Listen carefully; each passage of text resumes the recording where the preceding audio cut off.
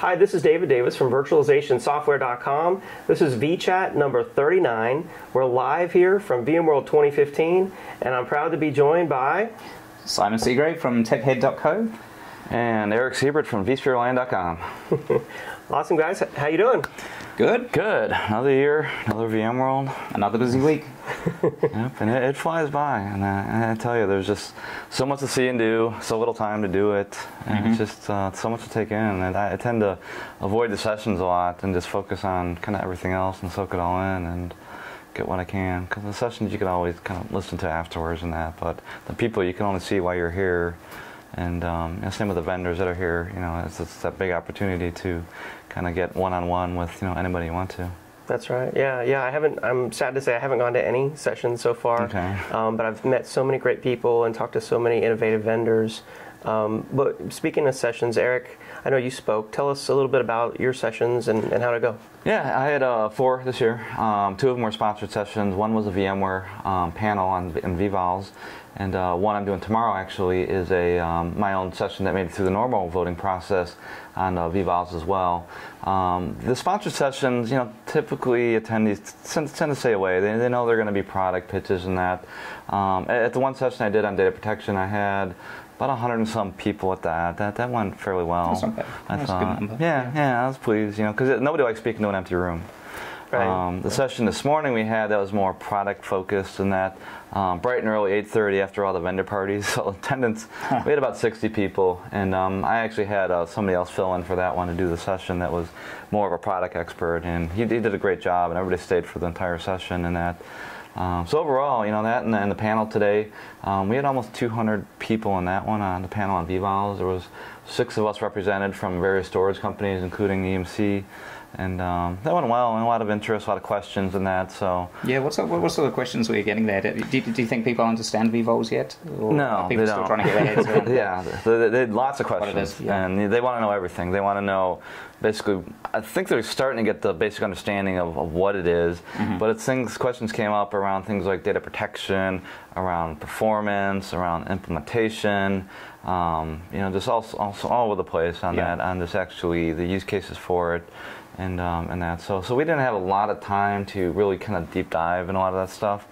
But I think we gave the people that were there kind of a better understanding from our various vendor perspectives on what vVols is all about. So the one I'm doing tomorrow is I think it's full, and then I have almost 600 people registered for it. Wow, that's my top 10 things you need to know about vVols session. People always like anything top 10, don't they? The top 10. They do. Somebody's got top 10 in the title. Yeah. I mean, David, you've always had a lot of success with your top 10 or top 20 utils, wasn't it? All kinds of top 10. I use that all the time. Yeah.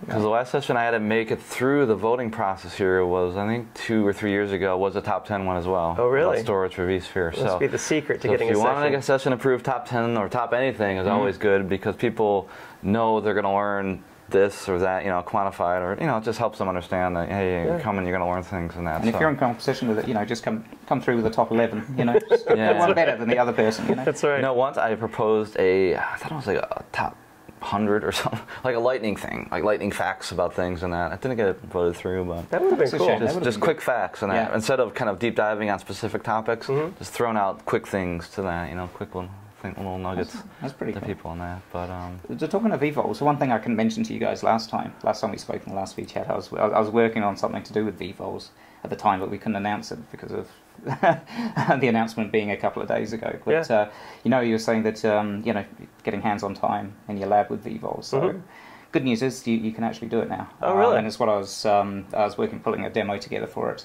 with the team responsible for that.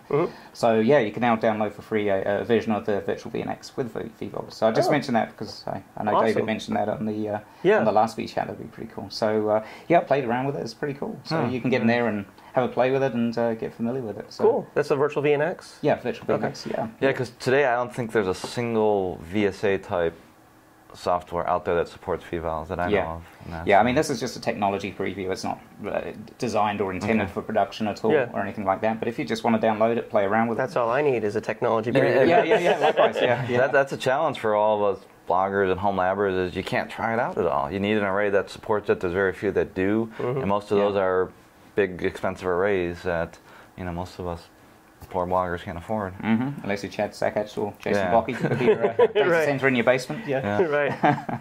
Yeah, well, I look forward to seeing the recordings of your sessions. I can't wait to watch all the recorded VMworld sessions as soon as they come out. I don't know when that might be, but I was at a vExpert breakfast, and just by the way, someone talked about vVols, and there was a vExpert there, and he said, Eric Siebert's blog on vVols has been really good, helping me learn more. Yeah. Good feedback. Yeah, I've written a lot about it, mainly because I've been really involved with it and that. So I got real hands-on with it, with the product experts and just researching and for things like my session and all that. So so that's kind of been my focal point on my blog in the last couple months is vVol related stuff.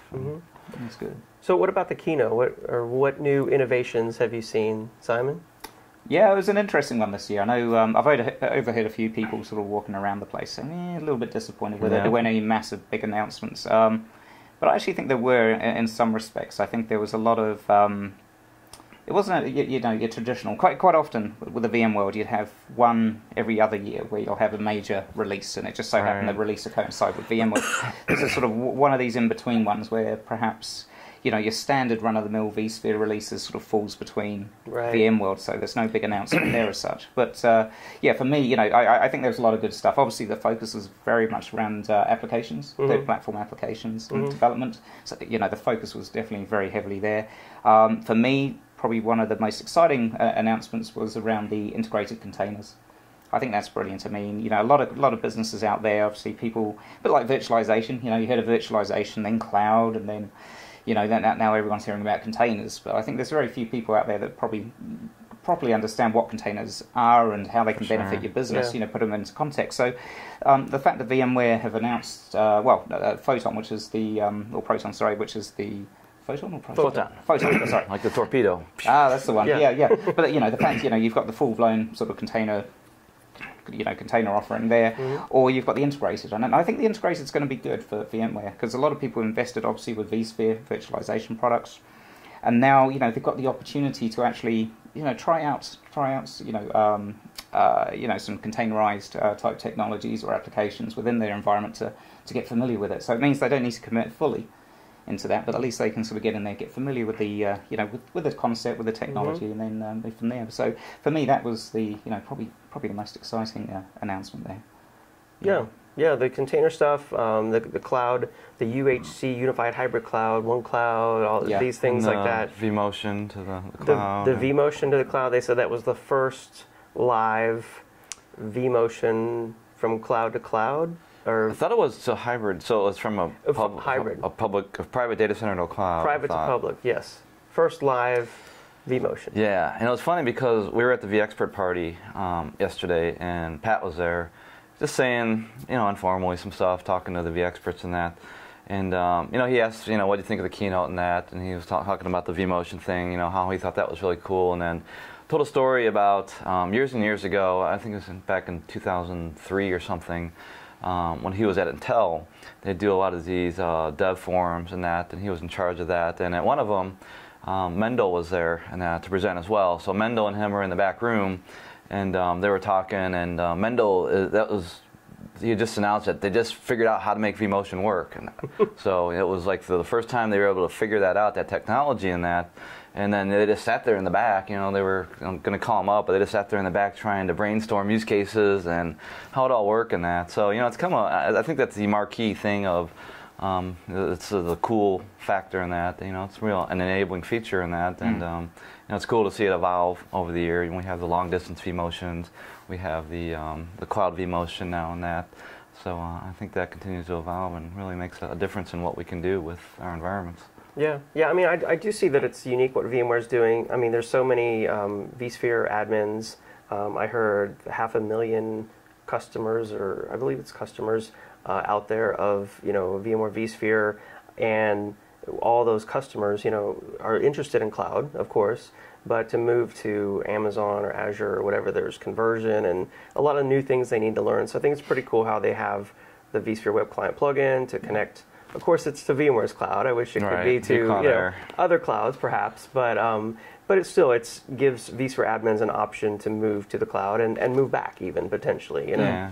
Yeah, because I quite often think things, obviously, vendors, I don't think things move quite as quick as they perhaps hope, and as a vendor you can't be seen as being sort of being left behind, as it were. So, I think it will be a good couple of years before people really start embracing the cloud-based apps, for example. Yeah, for sure, and just the cloud in general, I think, and trying to span that hybrid to public and that. I mean, there's always companies out there, perhaps the larger companies, companies in the media sector that have already embraced it and will continue to do so. But, I think a little bit like virtualization, I think, people will be taking small steps in that direction. As budgets come up, they'll start budgeting for it and start making inroads. And I think that holds true for the containers too. I don't think people are really ready for that right now. Yeah. It's new technology, something VMware's trying to develop and evolve, but I don't see people rushing to it. And that it's something they'll probably look up in, and at some point, if it makes sense, maybe they'll head there. And that I think right now it has some more specific use cases towards service providers and cloud environments and things like that. But I think that's one, again, that will take some time for people to really understand and then maybe adopt at some point. Yeah, it's one of those ones, some people, I mean, depending on who you're talking to, will say, okay, containers are going to take over VMs, but it's not a case, it's not an and or, it's, it's not an or type scenario, it's, either or. I think you'll find a lot of environments, for example, your traditional three-tier platforms, your front end, for example, your web hosts, etc. They're prime candidates to go out and be containerized, whereas your database, because of maybe security issues, etc., performance, you may decide to keep it in the virtualization space. So I think in some instances, and once again I think it'd be sort of industry specific to some extent. Media companies doing transcoding, well, cloud makes a lot of sense. But others, I think we'll probably find it'll end up being sort of quite a hybrid selection between sort of containerized applications and those running on VMs. Yeah, I mean, to me the keynote was all about VMware saying, hey, look over here, we're still the leader, we're still visionary, forget about these other, container pop-ups and stuff like that. We are still the company you need to be looking at. And I thought, they try to do a good job of laying out that vision, why they're still relevant.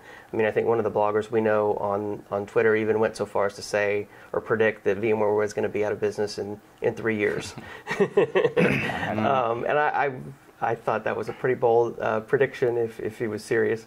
But VMware's obviously saying, hey, not yet. We're not going anywhere. Docker's a great product. We're more than a hypervisor. That's right. All this more. They're going to have an offering in that space, so it makes sense. Yeah.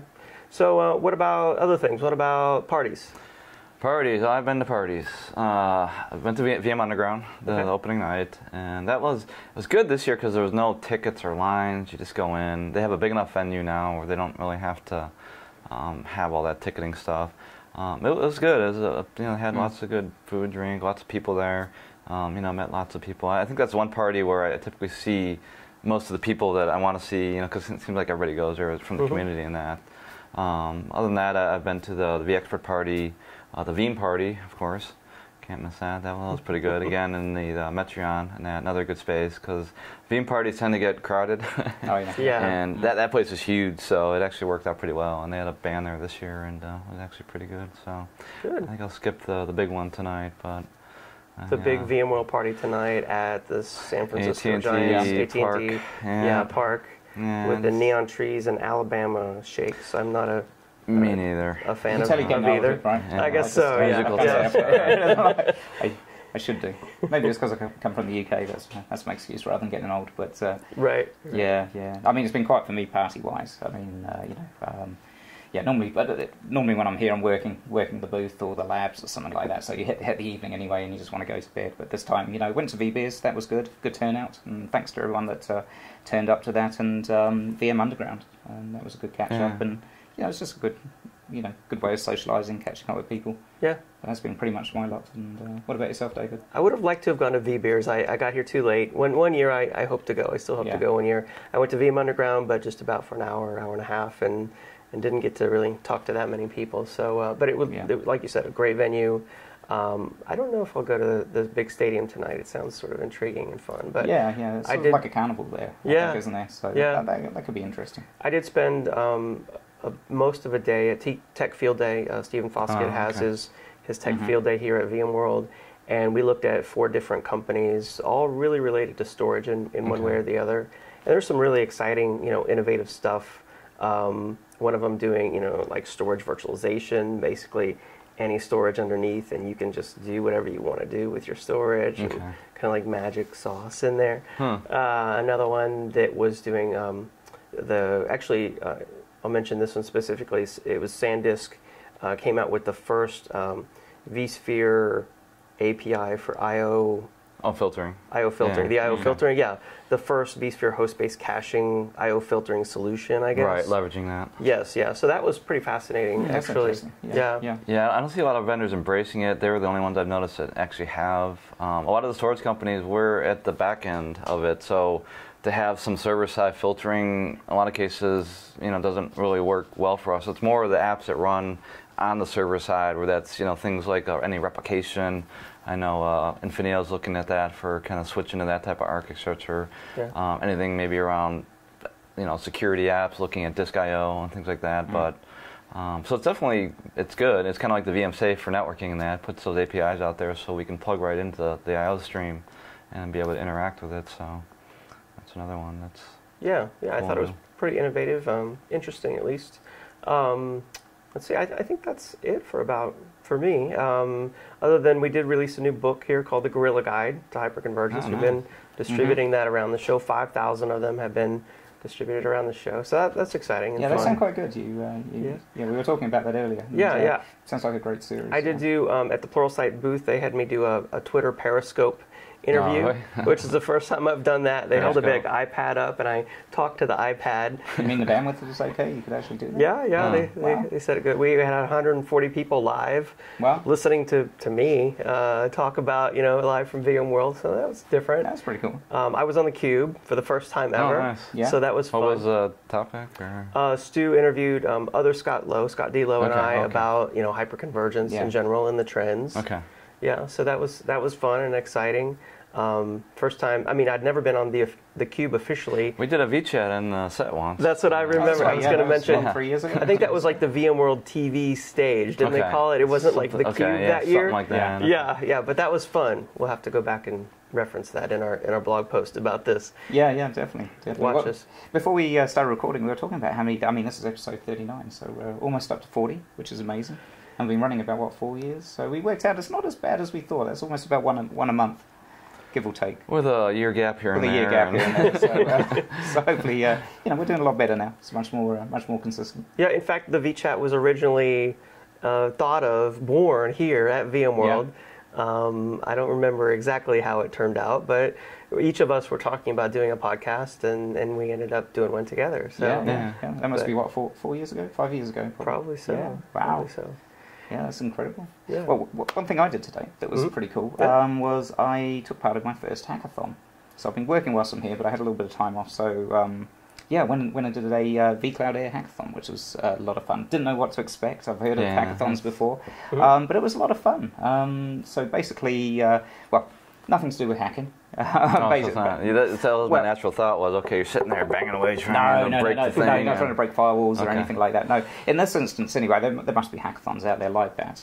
There were two streams to it. The first one was challenges. So there was around about 10 challenges. So you had a vCloud Air account, and they generously gave you $600 onto the account to spin up VMs and what have you, and they had a set of challenges that you had to go through.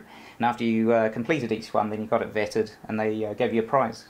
At each one, like a little branded vCloud Air thing. So were the challenges on like how to do something, or so the first one, for example, once you've got your account up and running, your first one was a very easy one. You had to get a virtual machine up and running.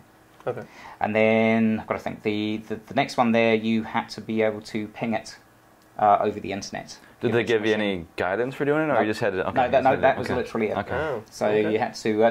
There were proctors around to ask questions if you got stuck or anything. But no, I mean it was good. So as you went down the list, it got tougher and tougher to a point where you had a couple of web servers up and running. You were actually hosting a personal website, clustered.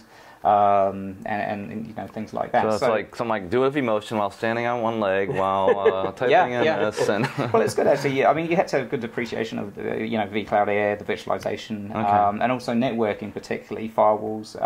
So it really got you using the product, using the interface. So it's very smart. So what was their goal out of that, to get out of that? Was it just getting feedback from users or seeing how the usability is? Or? I think just getting people familiar with it. It was good, actually. Okay. From that, I've used vCloud Air a little bit, not much, but I'll actually go away from this, especially with the credit that they gave you. And I know at the moment, if you sign up, they're offering $300 of free credit, which lasts quite a while. I mean, I've got to remember to tear my VMs down actually because they're still running. Use up all your credit. I mean, you've got to put your credit card in there, so I've got to tear those down. I mean, it'll take a while to get through $600 because I've only got two VMs running. But no, I think the ultimate goal from it was really just getting people using it. Okay. Get people, get it in the hands of the people, get them using it, and from there, obviously, they'll start talking about it. And yeah, I think that's smart. I mean, because most vSphere admins, like we said with cloud, they're not interested, or it sounds scary, or whatever. So yeah, this just shows them that hey, it's not as hard as you think. Yeah, well, that was the one part, was the challenge. The second part was more for the DevOps community. It was a case of sit down and create something, create anything. And then basically it started about 9 o'clock in the morning. At 3:30 or 4, I think it was. You had to present what you'd created. And there was a representation there for Google. There were some judges, and they would judge based on what you created and the pitch that you did at the end of the day. Wow. So that was really around the DevOps community. Yeah. So it's a double win there for them. Really, it's for people that perhaps aren't too experienced with it or haven't used it too much, like myself. The challenge was excellent. But if you're from the DevOps background, it was ideal. So yeah, very good. I enjoyed it. A lot of fun. Yeah, definitely recommend it. Awesome. Yeah, that's really innovative, I think. And of course, they have their hands-on labs as well here, which I have seen some pictures of on the internet, but I haven't had time to try any myself. No, same. Yeah. The show floor has been hot. It seems very crowded this year. It's like they tried to fit more in there, so they put things closer together, and it just seems a lot more in there this year than... Creates more of an atmosphere. Yeah. There were 23,000 attendees, I heard, this year. It said just over 23, and I think the record, and who knows how they... Because I think the attendance-wise includes VMware employees, because I got the attendance file as of a week ago, and it was about 12,000. Yeah, I think it depends how creative they want to be. Yeah, with the numbers and that. To a point. But it definitely seems crowded, busy, it seems full. It's got a great atmosphere. And interesting enough, back at Vegas next year. Yeah, they haven't officially announced that I know of yet, but they unofficially announced on the signs are up. Oh, is it? Yeah, signs are up. Yeah, okay. 4 years. Yeah. Last year we found out on the community podcast, Eric Nielsen announced it, and I was talking to Tony Dunn at one of the parties, and he had said that I think this was next year was the last year they were under contract for here, but since it's under renovation, they couldn't do it here, and they're not sure where in Vegas it's going to be at. It may not be at the Venetian again. No, Mandalay Bay. Could be Mandalay. No, it is Mandalay. Oh, it is Mandalay for sure? Okay. Yep. Okay. And it may be there for multiple years as well, as what they were saying as well. So. Yeah, I think that's kind of... I mean, I love San Francisco, I really do. But after so many consecutive years, it kind of gets a little... Well, the only thing is the keynotes. So, for example, on day one, I was a little bit late getting there. So the keynotes, they closed off the door for the keynotes. See, I watched on the iPad. Because of fire regulations. The hang space, they were directing people away from that because that was absolutely packed. Oh, really? Wow. Yeah, and about 100 degrees in there. Perhaps they need somewhere with a slightly larger, Vegas session area. Better equipped to handle those, and better food too. The food's still terrible here. That's a shame. I love Vegas though. Box lunches they give are just awful. Sorry, San Fran, not Vegas. Yeah. I love San Fran. Yeah. So Vegas I is an acquired taste. I actually preferred, and I mean, take out all the distractions of Vegas, but they're better equipped. It seems like to handle it. You're in one building. You're not walking all over the place between 3 or 4 buildings, and all that. Because we're overflowed to the Marriott here. They got sessions at the Marriott, at Moscone West, and you have to go north. So or south, actually, where everything is downstairs. So they can handle the larger shows here. So a couple of years ago, I actually attended Oracle VMworld, and that's interesting because they actually close off the street between Moscone South and North. And they actually put tents up all the way down the middle of the street. I wouldn't call that handling, because if they're doing tents, they can't really handle it. They're just accommodating it. Yeah. I heard that Salesforce conference is here in a couple weeks, and they're going to have 100,000 attendees. Wow. Yeah, I can't imagine what the hotel rates here are for that. They probably triple them instead of double them. I can't Oracle either. Open was about 45, I think. Okay. 40. That's still crazy. Yeah. Wow. Okay. That's a lot. So that'll be a lot of fun. Yeah, I love San Francisco and the going down to Fisherman's Wharf, which I've done. this VMworld, and really it's just beautiful. Yeah. Vegas doesn't have that, but I guess they have the fake river where Yeah, the people the with the gondolas. Yeah, it's just a different feel. Yeah. Right. But no, like you said, I think Vegas is more equipped to handle it. You just get to stay in the one convention hotel the whole don't even have whole to week. see the sun. That's or right. go You never out, have to leave. Suck up the air conditioning. And just consume virtualization. And the food's exactly. better. Yeah. All right. Well, thanks, Simon. Thanks, Eric, for joining me for this special VMworld 2015 edition of vChat. Yeah, thanks, guys. It's been great. And it's been great to catch up in person for once. Yeah, our yearly meeting. We actually get to see each other once a year, so it's been good. Just like Christmas. We'll go virtual now and do these from our houses. And That's right. Well, yeah, we got a lot more virtual vChats. Yeah, we've been talking about things to discuss in upcoming vChats, so we've got a ton of stuff to talk about. So I look forward to it. Yep, stay tuned. Yeah. Thanks very much. everyone.